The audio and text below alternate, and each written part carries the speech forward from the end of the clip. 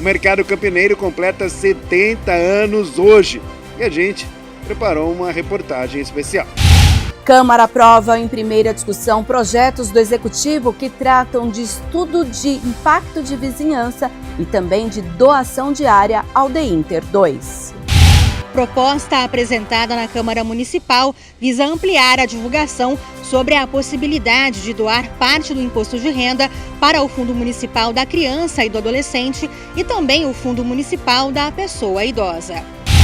No quadro Saúde Agora, vamos falar sobre o alerta das autoridades com o vírus Ebola, que tem chamado a atenção. Vamos conversar com o infectologista, que vai explicar tudo e falar sobre o cenário aqui no Brasil.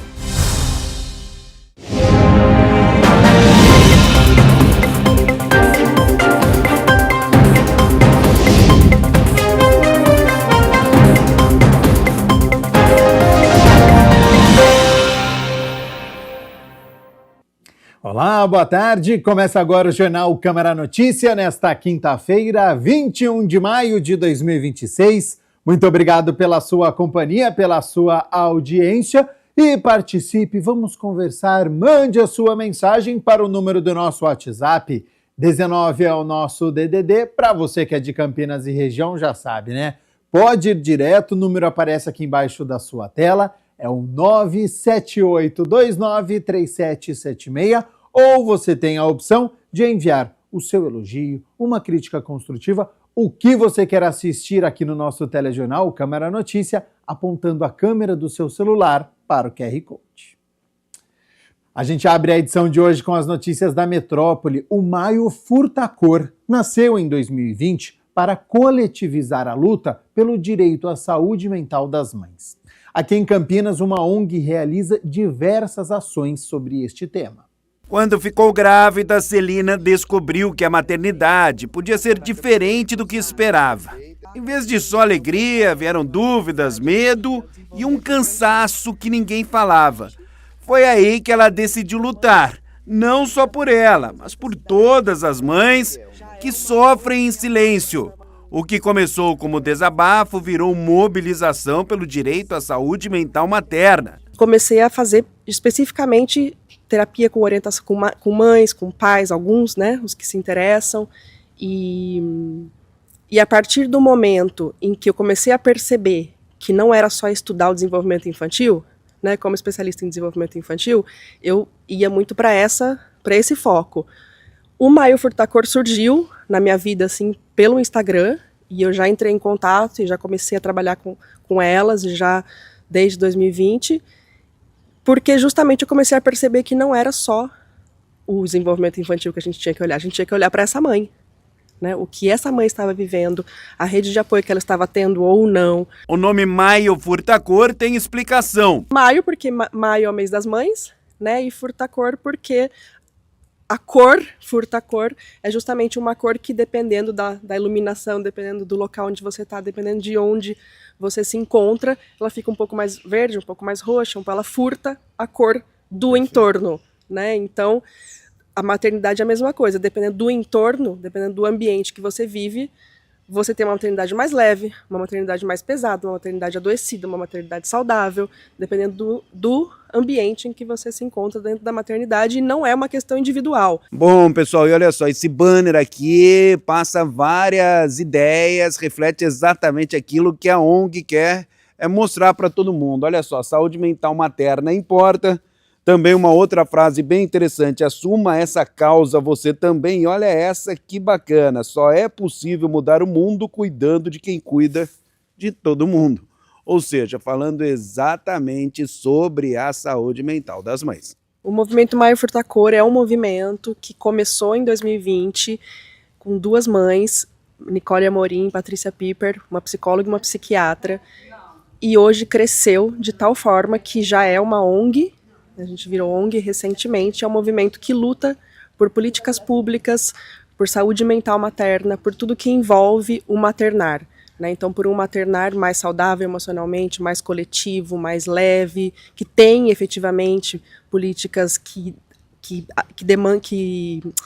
peguem a demanda da maternidade, né? Que realmente ajudem, apoiem uma mãe, uma família e consequentemente, uma criança. O movimento Maio Furtacor nasceu para tirar a culpa e o isolamento de muitas mães. Hoje são encontros, rodas de conversa e apoio prático para quem está passando por isso. O objetivo é simples: garantir a atenção, informação e tratamentos adequados para a saúde mental na gestação e pós-parto.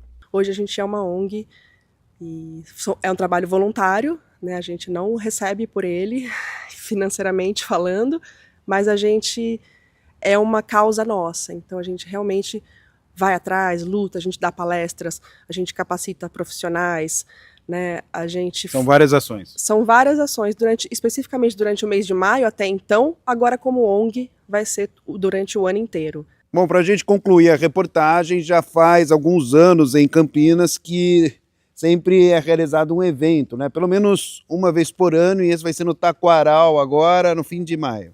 A gente faz 2 eventos todo ano, um no Taquaral, no Portão 6 do Taquaral, em que a gente leva diversas atividades para as crianças, para as famílias, para as mães, para os pais, né? A gente tem a Fabriquinha de Brinquedos, por exemplo, que é uma apoiadora do movimento, que leva os brinquedos inclusivos, então ficam todos ali, a gente tem as tendas, ficam todos ali no chão, para que as crianças possam brincar, possam se divertir, para que a gente tem, por exemplo, ano passado teve massagem, então as mães fizeram massagem, auriculoterapia e diversas outras atividades que a gente faz para que as mães possam ter, as crianças, as famílias possam ter um dia bem gostoso, mas com a intenção mesmo de que a gente leve essa causa. Então, muitas vezes a gente faz uma caminhada, esse ano a gente vai fazer uma caminhada do Portão 6 até o Portão 5, onde a gente vai estar com cartazes, com faixas, levando para a conscientização mesmo da população a importância dessa temática. Vai ser dia 24 de maio, das 8h30 às 13 horas,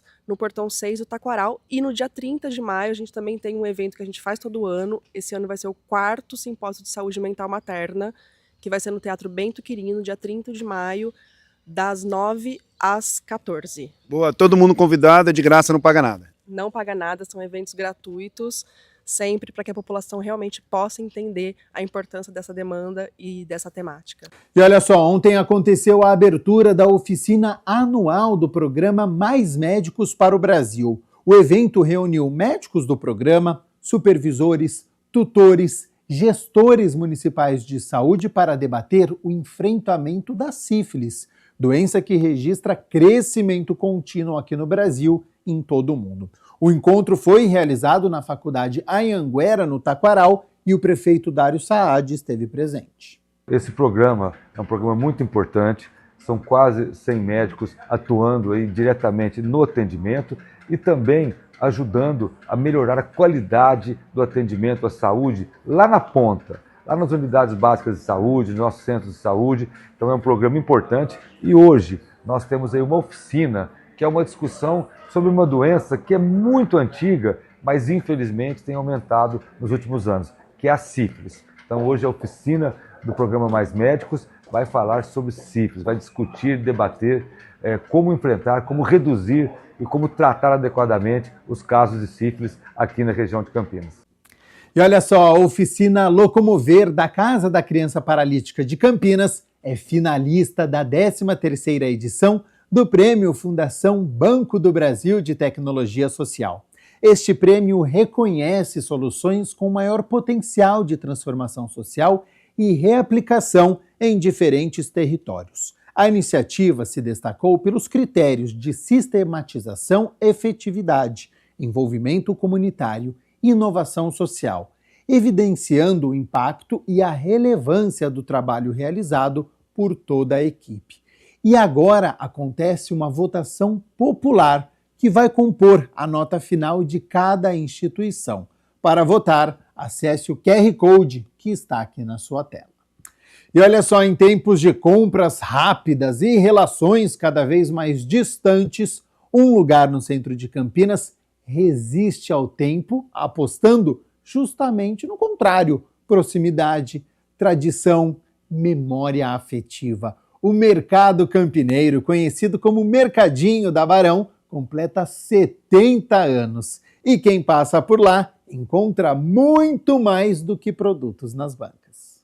Cada compra Ainda vira conversa entre corredores cheios de aromas, bancas tradicionais e personagens conhecidos pelos frequentadores. O Mercado Campineiro segue como um dos retratos mais autênticos da vida de bairro em Campinas. O ambiente aqui é gostoso, viu? Eu trabalhava em Jundiaí, mudei para Campinas e tô amando morar aqui. Tá sendo a melhor coisa para mim. Vim trabalhar nesse mercadão foi uma das coisas muito boas na minha vida. Aí eu trabalho aqui na Empório, né? Da Empório eu passo aqui para ser atendente. Eu sou atendente aqui aqui na lanchonete, no café. E eu tô aqui para atender, né? Atender com sorriso. Os clientes que vêm também são as pessoas boas. Eu também amo fazer isso, amo atender. Sou da Bahia, sou comunicativa. Bom, e hoje o Mercado Campineiro completa 70 anos. E olha só, pessoal, preservando exatamente aquilo que atravessa o tempo, as relações humanas construídas no dia a dia. A gente está resistindo ao tempo, à modernidade, porque aqui o acolhimento é outro, né? É o olho no olho, o cliente que sabe o nome do dono da banca, a dona da banca que sabe o que o cliente quer, o que ele gosta. Então, nós estamos resistindo ao tempo, 70 anos. 70 anos aqui do Mercado Campineiro. E eu, graças a Deus, estou aqui há 38 anos, fazendo parte dessa história, né? Trabalhei 32 com meu pai, também fez parte dessa história, mas ele já se foi, né? E a gente tá dando continuidade aí. Tá mais da metade do tempo aqui. Mais da metade do tempo, isso mesmo. Não sou um dos mais velhos aqui dentro, mas no período esses 38 anos, faço parte desse grupo que faz mais tempo que está aqui dentro, né? O aquário é o mais antigo por aqui. Aqui, então, é o lugar mais antigo do Mercado Campineiro? É a loja mais antiga? É a mais antiga. Foi originário, assim, com o mercado original era predominante de orientais, né? No começo, assim. Aí meu pai veio para cá, ele é imigrante, né? Ele veio para o Brasil, no começo ele começou na lavoura, né? Aí depois ele quis partir para uma cidade maior, né? Aí ele veio para cá. E como ele era no Japão, ele morava numa região praiana, né? Que era uma região que tinha praia, peixes. E ele sempre teve afinidade com peixes, né? E ele começou com aquarismo. E aí ele se implantou aqui em Campinas, né? Começou a montar a lojinha ali no cantinho, aí foi aumentando, aí ficou 3 bancas aqui.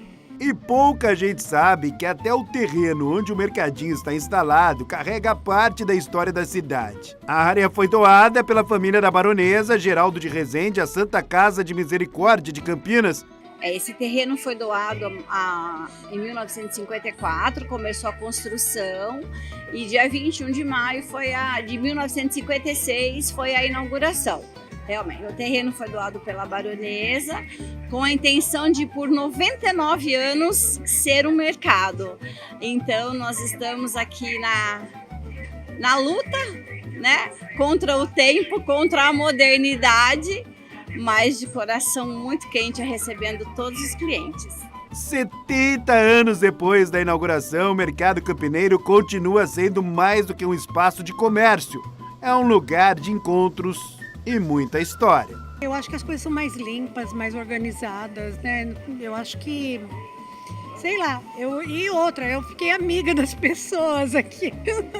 Eu amo o açougue da Janete, a Silvia, maravilhosos, né? Eu acho que esse é o diferencial, né? Fazer amizade. As pessoas são incríveis. Tá completando 70 anos o mercado. Uau, mais velho que eu, então, um pouquinho.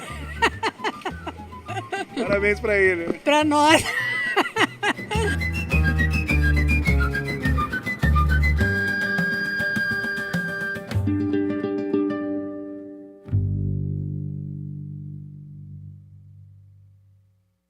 Hora das notícias do Legislativo, porque ontem foi dia da 30ª reunião ordinária. Os vereadores se reuniram para discutir e votar 10 projetos que estavam na pauta. A Mirna Abreu chega agora com todas as informações. Seja bem-vinda e boa tarde, Mirna.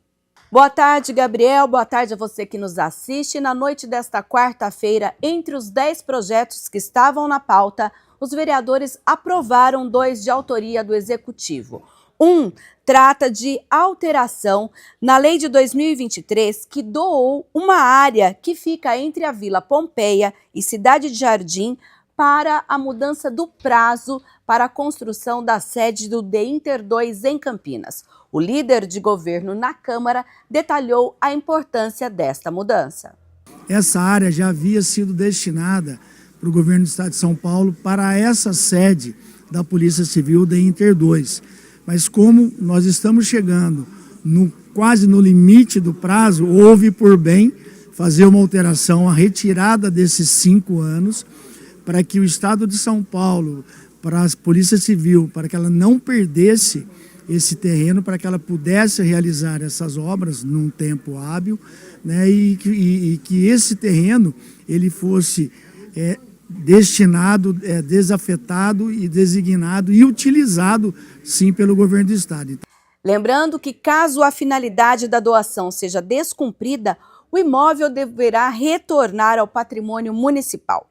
Um outro projeto do Executivo traz alterações nas regras do Estudo de Impacto de Vizinhança em Campinas, uma lei de 2025. Esse estudo de impacto de vizinhança, no nosso plano diretor, ele ficou um pouco defasado.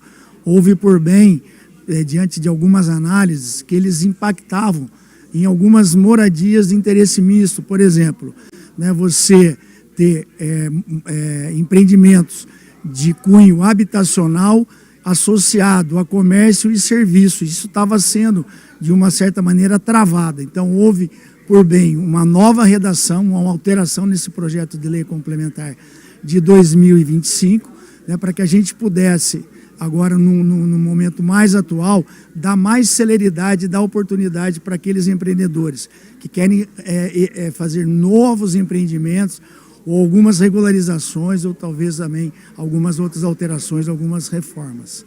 Também em primeira discussão foi aprovado o projeto de autoria do vereador Ailton da Farmácia, que institui em Campinas o programa Doe Sangue Aqui, para possibilitar que essa doação seja feita, por exemplo, em laboratórios de análises clínicas da cidade.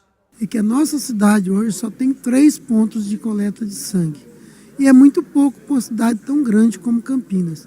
Até na dificuldade das pessoas doarem sangue, porque muitos moram muito longe. Campinas é uma cidade imensa, e trazendo esse projeto aqui para que a prefeitura faça convênio com os laboratórios de análises clínicas, facilita e muito aquela população que mora em torno da cidade e que esses 6 pontos ficam longe, até por uma questão de ter mais doadores de sangue, porque, como sabemos, nesse inverno agora que está se aproximando, abaixa muito os doadores de sangue e a falta de sangue nos bancos de sangue da nossa cidade. Então, esse projeto Doe Sangue Aqui é um projeto que, como é que fala? As pessoas vão ter mais locais, mais lugares para poder estar doando sangue, estar facilitando ela fazer doação, porque hoje acontece muito da pessoa estar doando sangue, às vezes porque um parente, um amigo está lá internado, a pessoa pede, estamos precisando de bolsa de sangue para fulano, você precisa ir lá doar. E às vezes a pessoa fala assim, mas aonde? Nos 3 lugares. Né? E a Hemocentro vai cuidar, o Hemocentro da Unicamp, vai estar cuidando justamente, como cuida hoje, o mesmo processo, né? Todos os projetos aprovados em primeira discussão vão passar ainda por uma segunda votação aqui no plenário e, se forem aprovados, vão seguir para a sanção do prefeito. Mais informações você pode encontrar lá no site campinas.sp.leg.br. É com você aí no estúdio, Gabriel. Tá certo, muito obrigado, Menina Abreu, pelas informações. A gente segue aqui com as notícias do Legislativo, porque a primeira parte da 29ª reunião ordinária foi dedicada às comemorações do Dia Municipal de Combate à LGBTfobia. O encontro reuniu representantes do Fórum LGBTQIAPN+, de Campinas, também autoridades e lideranças do movimento para debater direitos, políticas públicas e o enfrentamento à discriminação. Por iniciativa da vereadora Paola Miguel, a primeira parte da 29ª reunião ordinária da Câmara Municipal de Campinas foi dedicada às atividades do Fórum LGBTQIAPN+, de Campinas, em celebração ao Dia Internacional e ao Dia Municipal de Combate à LGBTfobia. A gente tem diversas políticas públicas no município de Campinas que são referências a nível nacional. Então a gente teve o primeiro centro de referência LGBT do Brasil, né? Já tem mais de 20 anos hoje. A gente tem o ambulatório Transcender, né? Que é uma referência nacional também na hormonioterapia. Então, a gente precisa pensar para além disso, como que a gente fortalece esses equipamentos e como que a gente pensa outras políticas públicas de enfrentamento, dessa vez mais direcionada. A lesbofobia, por exemplo, a transfobia, né, as dificuldades no mercado de trabalho para conseguir ter uma renda, quais são as dificuldades dentro do ambiente escolar, né, quais são as dificuldades dentro dos postos de saúde, né, quando você não apresenta características, né, que são vistas pela sociedade, representando determinado gênero, né, isso facilita ou dificulta? Como que é o acesso ao ônibus, por exemplo? Né? Então, são algumas políticas. O debate também contou com a participação do vereador Gustavo Peta, da vereadora Guida Calisto e da vereadora Mariana Conte, que acompanharam as discussões sobre políticas públicas, direitos e o enfrentamento à LGBTfobia no município. A gente está num momento crítico, né? A extrema-direita no mundo todo tem atacado e tem elegido a população negra, as mulheres, a população LGBTQIA+, os povos racializados, os povos negros, o povo árabe, como inimigos públicos, né? Inimigos internos e inimigos públicos. E a extrema-direita tem se construído com essa pauta, tem utilizado esse alvo que vai colocando nos corpos, nos nossos corpos, nos corpos divergentes, nos corpos que estão fora dos espaços de poder, como uma forma de nos atacar, mas, na verdade, nos atacam porque, como um elemento para ganhar força social e política, colocando como se nós fôssemos os responsáveis pela crise que está instituída, e é uma crise que não é a nossa. Sempre que for necessário, nós estaremos aqui fazendo valer, né, essa representação e pautando esse debate. Essa casa, ela tem que representar o povo, né? E a população LGBTQIA+, ela faz parte da nossa população, precisa ser respeitada, precisa ter os seus direitos conquistados, garantidos, e nós não podemos nos curvar com nenhuma tentativa de ataque, de retrocesso, de absolutamente nada. Mas hoje nós enfrentamos também o crescimento da extrema-direita, do discurso do ódio, do discurso que estimula a violência contra a população LGBT no nosso país. Então, é muito importante a gente não deixar passar batido um dia tão importante, um dia internacional. Estiveram presentes no encontro o vereador de Valinhos, Marcelo Yoshida, e a ex-vereadora Marcela Moreira, autora da lei municipal que instituiu o Dia de Combate à LGBTfobia em Campinas, relembrando os trâmites para aprovação da legislação criada em 2008, e destaca a mobilização em defesa dos direitos da população LGBTQIAPN+. Gostaria, assim, de contar que eu acho que essa lei, na verdade, ela não foi aprovada simplesmente pela Marcela. Esse projeto de lei foi aprovado porque o movimento popular ajudou a escrevê-lo e ajudou a aprovação desse projeto de lei. Inclusive, o projeto sendo de combate à homofobia, porque naquele momento histórico, né, não havia ainda uma articulação muito forte em relação às ditas letrinhas. Inclusive, foi no mesmo ano, mas foi posterior a isso, que foi decidido que o movimento deixaria de ser chamado GLBT e passou a ser chamado de LGBT. Também participaram do debate lideranças do movimento trans da cidade, como Patrícia Solara Dias Ferri, integrante do Conselho Municipal de Saúde, e Suzy Santos, coordenadora da Casa Sem Preconceitos. Eu vi essa lei, participei dessa construção, já fazia parte do grupo Identidade, já estava aí com a mãe Janaína percorrendo para dentro da ANTRA, a buscativa das nossas políticas para que a gente pudesse desenvolver para dentro dessa cidade. Mas eu quero frisar muito bem a questão da lei, que foi muito importante. Naquele período, a gente era muito mais perseguidas do que somos hoje, muito mais mortalidade no município de Campinas, isso não quer dizer que não deixou, mas a gente sofria muitas represárias policiais, represárias da população.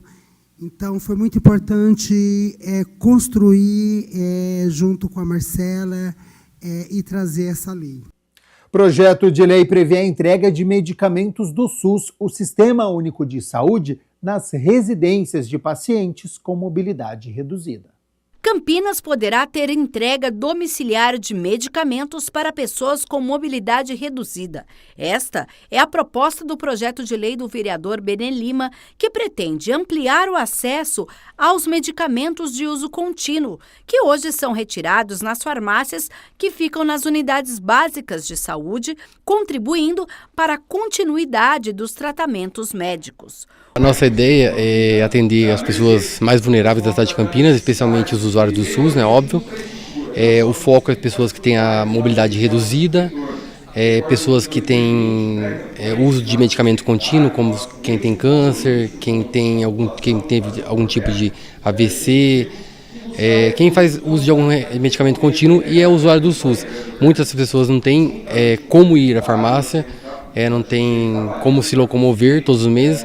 Então a nossa ideia é que a prefeitura faça uma parceria público-privada. Nós sabemos que a prefeitura tem dinheiro, tem orçamento na saúde, que está em primeiro lugar aí de orçamento, para que atenda essas pessoas que mais necessitam na cidade de Campinas. O projeto prevê também ações como parcerias com instituições públicas ou privadas, convênios ou outros instrumentos legais cabíveis, articulação com programas e serviços já existentes no âmbito da saúde pública municipal. A prefeitura vai divulgar esse trabalho, esse serviço.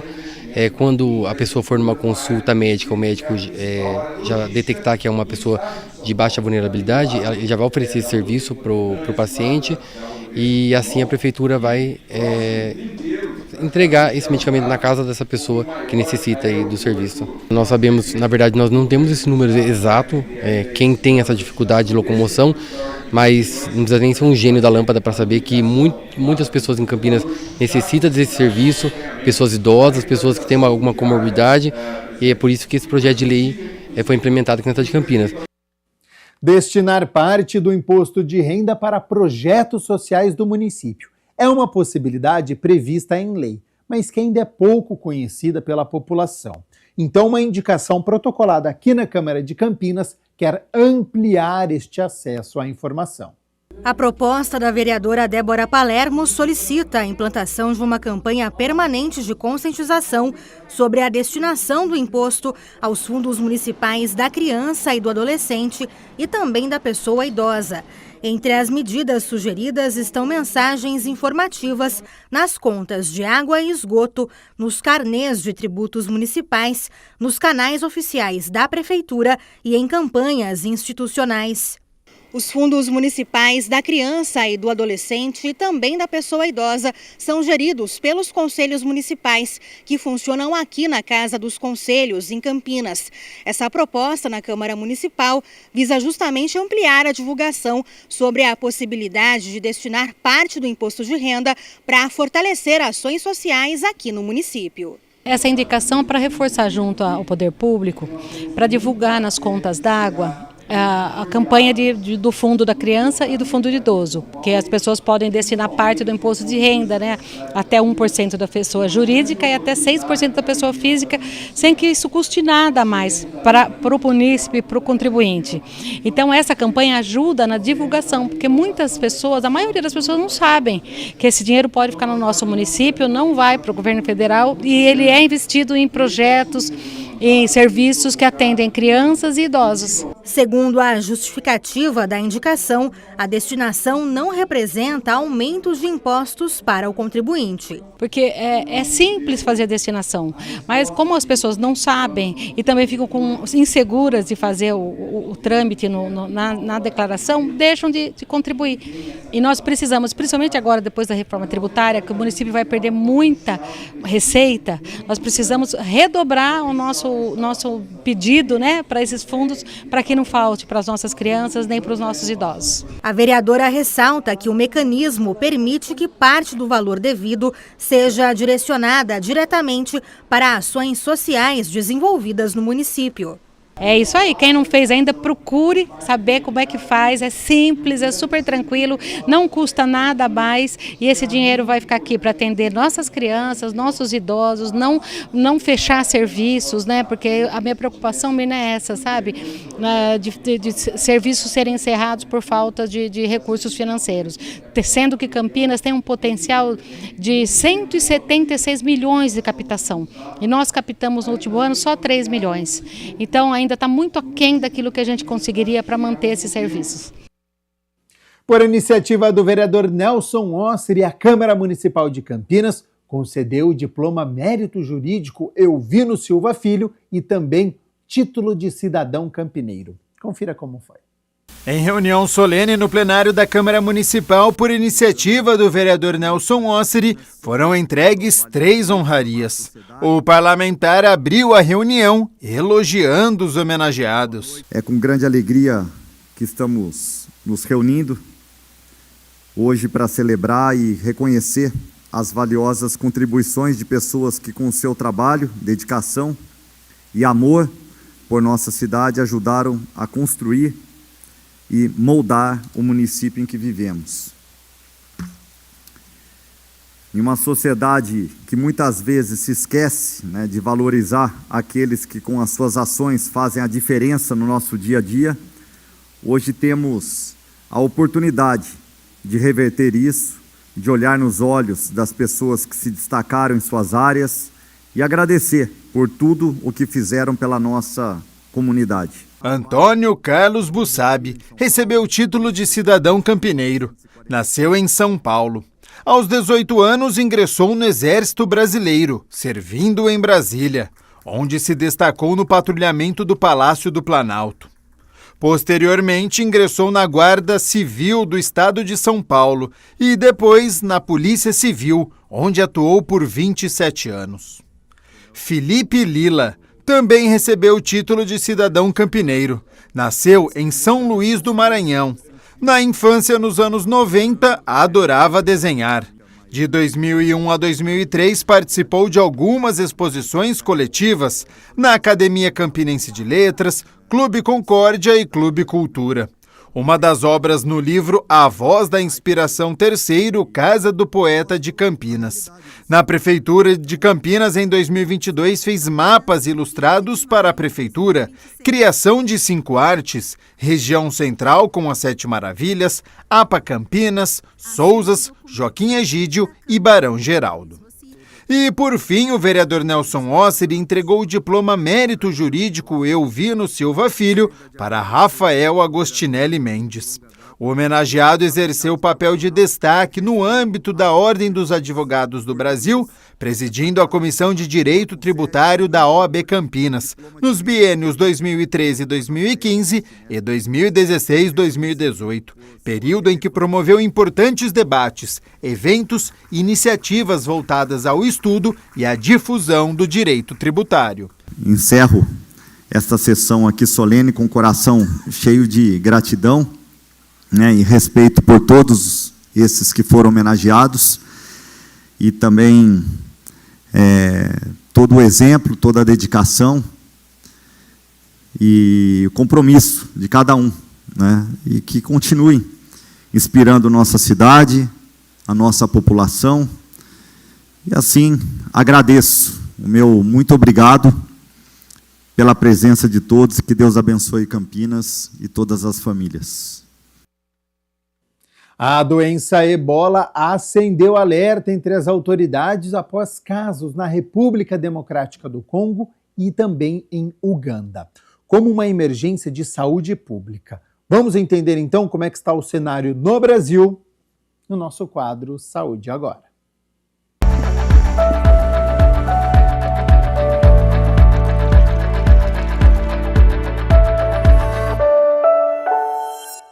Olá, está no ar mais uma edição do quadro Saúde Agora e vamos falar sobre o surto de ebola na República Democrática do Congo e em Uganda como uma emergência de saúde pública. Será que devemos nos preocupar aqui no Brasil?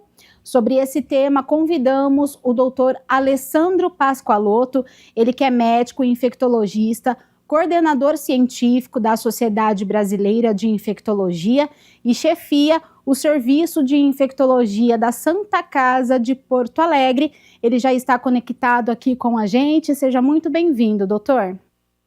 Obrigado, boa tarde e obrigado pela oportunidade. Bom, doutor, primeiramente, a gente vai falar um pouquinho sobre os fatores, que preocupam aí as autoridades, sobre o ebola.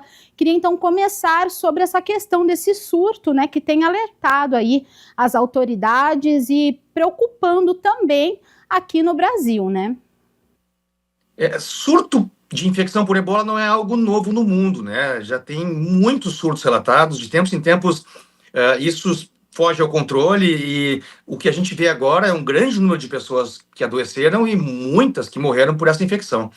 O grande problema do ebola é que é uma infecção muito grave, mas o lado que torna as coisas um pouco mais tranquilas, pelo menos na perspectiva do Brasil, é que é uma infecção muito localizada geograficamente para aquela região da África, Então, o cenário, o que podemos dizer sobre o Brasil aqui, exige um monitoramento, falando desse cenário, doutor, as pessoas que elas estão em viagem, por exemplo, o que a gente pode levar em consideração aqui no nosso país?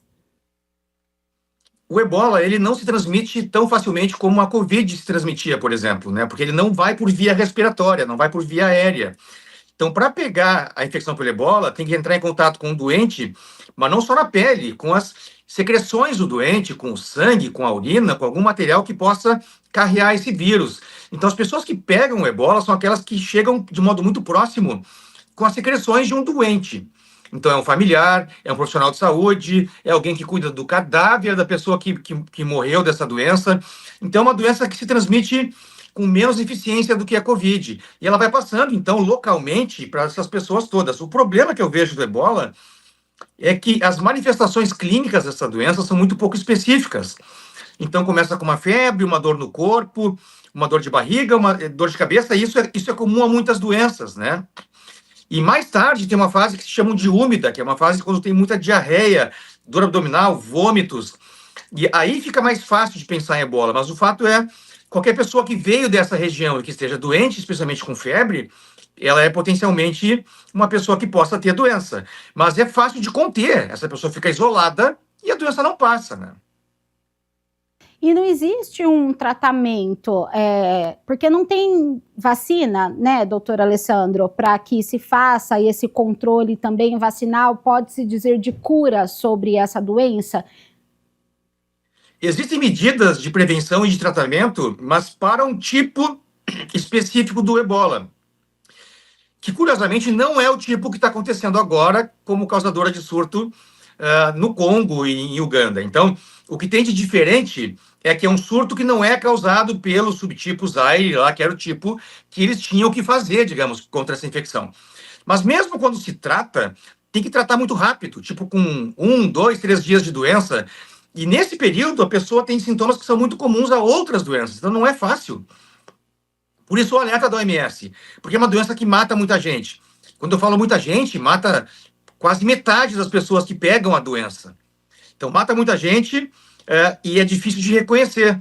E o tratamento é pouco disponível, ou é eficaz só para um tipo mais restrito desse vírus, Então, essa é a preocupação. Por outro lado, não existe um risco real de uma pandemia por esse vírus.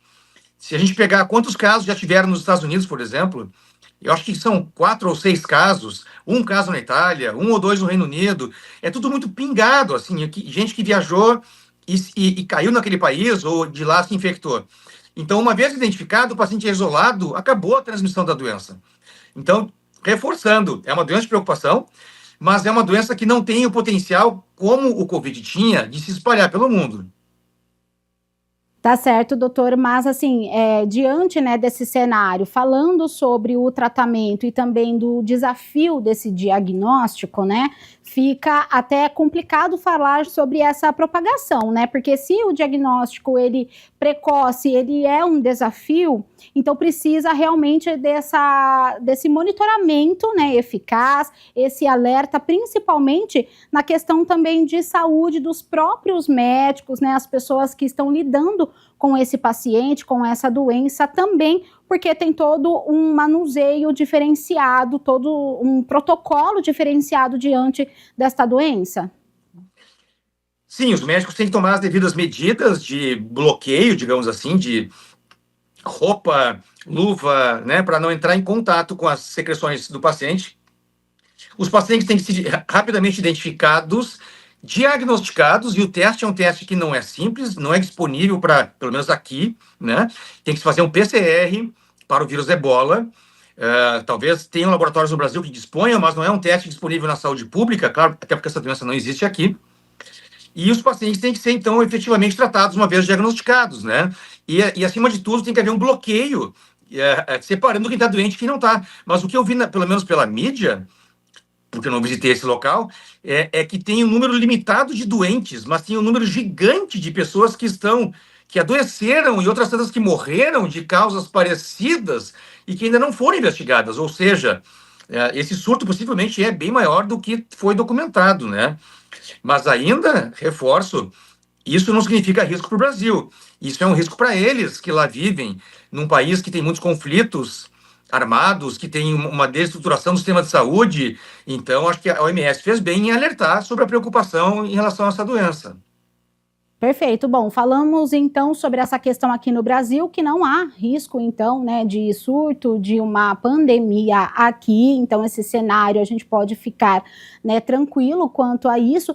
Mas queria, doutor, que você falasse sobre o vírus em si, né, entrasse um pouquinho nessa questão de como surgiu, porque já é uma doença já, né, antiga, que a gente já fala sobre, aqui não chegou no Brasil, mas quando há essas informações de surto em outros lugares, né, sempre também tem esse alerta aqui. Mas já é uma doença considerada antiga, né?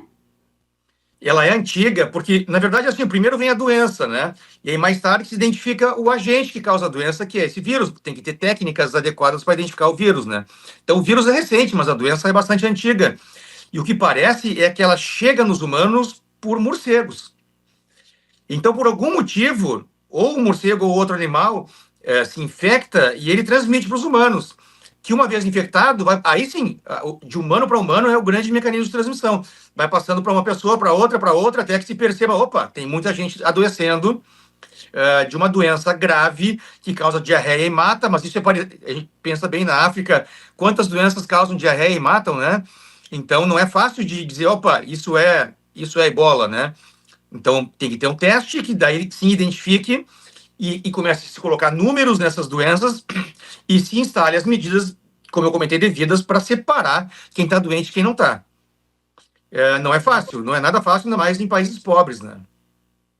Então, a gente percebeu fazendo, né, essa pesquisa diante da doença e também nos lugares, né, que ela está disseminando, ela geralmente afeta as pessoas em situação de mais, assim, vulnerabilidade nessas regiões, né, propriamente dizendo sobre esse caso agora, então, que está tendo essa informação, doutor.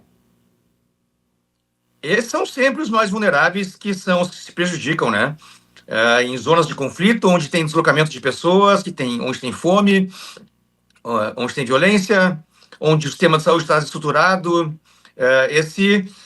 Cada vez mais é o mundo que a gente vive, né? É o mundo das guerras e pobre das populações que vivem nesses locais, que ainda são acometidas por doenças, somada a todo o problema social que ali já existe, né? E o senhor, né, como infectologista e também chefiando, né, um departamento específico, doutor, como que está sendo feito, então, esse monitoramento nos aeroportos, né, nos locais onde tem bastante aglomeração, né, nessa questão mesmo de tentar evitar essa disseminação aqui para a gente também, ou em outros lugares, né, também da África, falando sobre a região. Como que o senhor enxerga, né, essa situação, então, desta doença? Como letal, né? Muito letal. Eu acho que a medida mais óbvia, digamos assim, que uma vez que essa doença está restrita a uma área geográfica relativamente pequena, né, é rastrear todos os pacientes que cheguem com sintomas dessas regiões. Agora, a partir isso é o ponto 1. Agora, o que se faz a partir desse rastreio, para onde vão essas pessoas, quem vai ver se elas têm sintomas ou não, se elas estão isoladas ou não, que tipo de teste vai se coletar, para onde vai esse teste, eu não vou saber te dizer. Como esse fluxo está montado, eu não sei. O que eu posso te dizer é que nós deveríamos, eu acho, pelo menos num país como o nosso, ter centros capacitados a fazer diagnóstico de condições como essas, porque é só ter um teste no freezer, num laboratório de referência de biologia molecular, para que quando surgissem casos, não precisasse mandar, sei lá, talvez a Fiocruz tenha esse teste, ou outro laboratório de referência no país, mas isso deveria ser um pouco mais descentralizado no Brasil, eu acho. Não estou falando aqui só de ebola, estou falando de doenças que possam ser de importância para o país, né? Para que se faça um diagnóstico mais rápido. Porque enquanto não tem diagnóstico, fica tudo de uma incerteza muito grande, né? Então, assim, é difícil falar se é esse vírus, né, falando sobre essa epidemia. Vamos supor que, infelizmente, né, chegasse aqui no Brasil. Você acredita que talvez o país não estaria preparado para lidar com esse tipo de vírus aqui? Eu acho que não estaria se fosse em larga escala, tá? Mas não é o caso do ebola, porque ele se transmite pessoa a pessoa. Então, instalando uma medida de isolamento, por exemplo, chegou uma pessoa suspeita e deixando, aspas, em quarentena essa pessoa, poderia ser o suficiente para acabar com uma chance de um surto, entende? Porque é um caso isolado. O que eu estou dizendo é que, para outras tantas doenças, ainda a gente carece de testes estocados nesses locais tais que possam, quando necessário, dar uma resposta mais rápida. Eu digo aqui, por exemplo, nós tivemos uma enchente no Rio Grande do Sul, gigante, há 2 anos atrás, e tem doenças, como era o caso da leptospirose, nós queríamos ter um teste para leptospirose e não tínhamos. E quando esse teste veio e chegou, 3 semanas depois, ele foi para um laboratório só, mas a doença acontecia em vários lugares do estado e não tinha mais estrada para mandar a amostra para um lado para o outro. Eu quero dizer que eu estou defendendo a importância de a gente ter recurso diagnóstico disponível nos diversos locais desse país continental que é o Brasil, perante diferentes situações. Ebola, falando especificamente, eu não estou muito preocupado, não. Porque é uma doença bem localizada, por enquanto, 2 países da África. Então é mais fácil pegar quem vem de lá, quem tem sintoma, e deixar essa pessoa em isolamento, em quarentena, até que se investigue, né? É mais fácil de monitorar, né, doutor? Mais fácil ter esse controle, fazendo esse monitoramento, né, diante desses pacientes. É assim. Agora, lembre da Covid, por exemplo, quando nós tivemos uma epidemia sem proporção nesse país, no início não tinha teste diagnóstico. E esse teste veio para alguns laboratórios privados, ele veio para o Estado, mas o Estado ainda não tinha como dar conta da quantidade de que tinha. Ou seja, eu estou aproveitando o teu assunto aqui para defender a importância da gente ter teste diagnóstico nesse país para qualquer doença que seja de interesse médico e que possa vir a acontecer num contexto mesmo que menos provável, né? Perfeitamente, doutor, tendo esses testes de prevenção, né, para que consiga aí ter um diagnóstico mais precoce, não só dessa doença que nós estamos falando, ebola, mas tantas outras aí virais e infelizmente letais também. Eu quero agradecer a sua participação aqui no programa. Muito obrigada, viu, por trazer e esclarecer tudo pra gente. Obrigado a vocês. Muito obrigada, doutor, pela sua participação. Bom, o quadro Saúde Agora fica por aqui. Temos um encontro marcado na próxima edição. Até lá!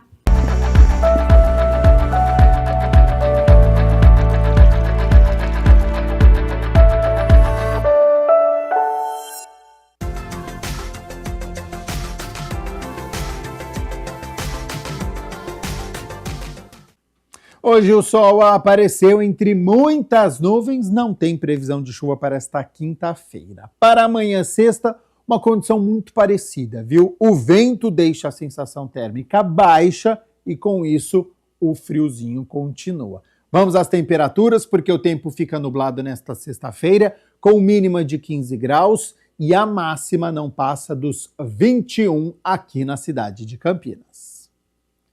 O Jornal Câmara Notícia fica por aqui. Muito obrigado pela sua companhia, pela sua audiência. Continue na nossa programação e nos vemos amanhã na sexta-feira. Até lá. Tchau, tchau.